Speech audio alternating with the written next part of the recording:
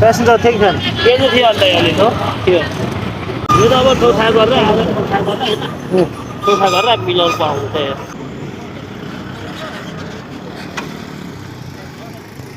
quality छ क्या quality छ नि त क्वालिटी पनि गर्नु पऱ्यो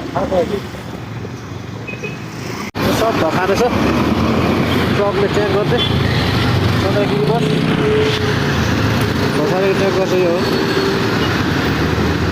चेक पोस्ट